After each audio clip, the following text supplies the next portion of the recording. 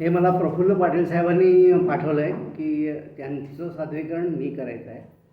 तर त्यांनी असं लिहिलं आहे, आमच्याकडे नुकताच शाही विवाह सोहळा संपन्न झाला, पण मला आठवतं ते साधारणपणे 1965मधील पाटील वाड्यातील लग्न. 12 गावचं 12 गाड्यातील वऱ्हाड, वाड्यातील उंच सखल जागेवर उभा केलेला मंडप, मंडपात रंगीत पताका व झिरमिळ्या, प्रवेशद्वारी श्री गणेशाचा फोटो, केळीचे खांब, वाड्यातील प्रत्येक दारावर तोरण आणि रंगीत कागद, रातच्याला बाया मंडळींनी रांधलेल्या रोट्या, मोठ्या डालक्यात झोरक्यात झाकलेल्या रोट्या आणि त्यावर दिवा, पहाटे पुरुष मंडळींनी मोठ्या हंड्यात तयार केलेल्या वांग्याच्या भाजीचा घमघमाट, मोठ्या हंड्यात 8-10 पुरुष मंडळींनी घोटलेले वरण, गुरव मंडळी, सनई, तबला, मंगलस्वर, भेरमध्ये खडकू मारण्याची मजा, तोरणताटीखालील हळद व मजा आणि गाणी, सायकलवरील नवरदेवाची वरात आणि साधा विवाह सोहळा, केळीच्या पानावर साधे जेवण, वरणपोळी, वांग्याची भाजी, गूळ भात, आंबोला भात,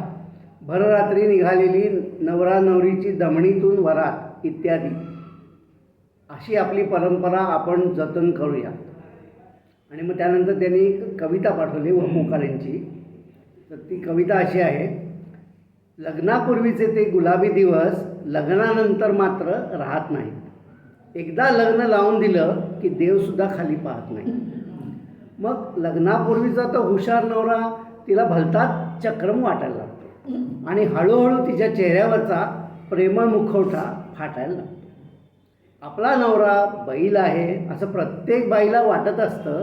त्याच्या तरेवाईक वागण्याचं दुःख तिच्या मनात दाटत असतं.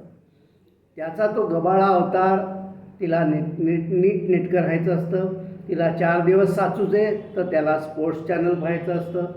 लहान मोठ्या चाकाचा हा संसाराचा रथ पळत कसला रांगत असतो.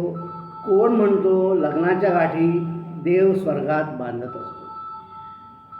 ती थोडी तरी त्याच्यासारखी वागेल असं प्रत्यक्षात घडत नाही. त्याच्या स्वप्नाचे पंख लावून ती त्याच्या आकाशात उडत नाही. तो गच्चीत तिला घेऊन जातो इंद्रधनुष्यावर चालायला. ती सोबत पापड कुरड्या घेते गच्चीत वाळण करायला. त्याच्या डोळ्या क्षितिजावरची लखलखती शुक्राची चांदणी असते. तिच्या डोळ्यात गोडा मसाला, तिच्या डोक्यात गोडा मसाला आणि वर्षभराची भाजणी असते. आपली बायको म्हैस आहे असं हा रेडा सगळ्यांना सांगत बसतो. कोण म्हणतो लग्नाच्या गाठी देव स्वर्गात बांधत असतो.